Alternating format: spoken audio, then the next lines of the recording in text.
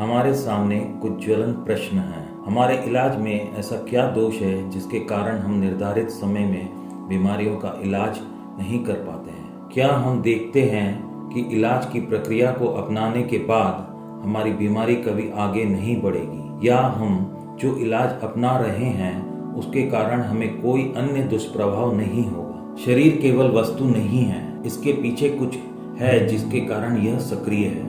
वह क्या है और हम उपचार के दौरान उसे कैसे अनदेखा कर सकते हैं? और यही एकमात्र चीज है जिसे विज्ञान द्वारा अनदेखा किया जाता है।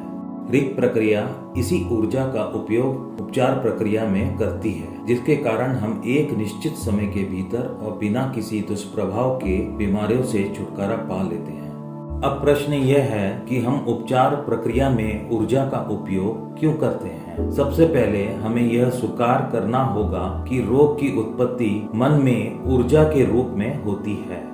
क्योंकि रोग की उत्पत्ति का माध्यम ऊर्जा के रूप में है, इस पर ऊर्जा का यूनिवर्सल लॉ ऑफ एनर्जी लागू होगा, यानी इसे नष्ट नहीं किया जा सकता, इसे केवल रूपांतरित किया जा सकता है। मतलब उपचार की प्रक्रिया केवल परिवर्तन की प्रक्रिया है। अगर हमें कमरे से दुर्गंध बाहर करना है तो झाड़ू लगाकर दूर नहीं किया जा सकता, हमें उसी माध्यम का उपयोग करना होगा जो हवा है। कमरे को गंध मुक्त बनाने के लिए हमें हवा को बाहर निकालना ही होगा। उसी प्रकार शरीर को रोग मुक्त बनाने के लिए हमें ऊर्जा माध्यम का ही उपयोग करना होगा।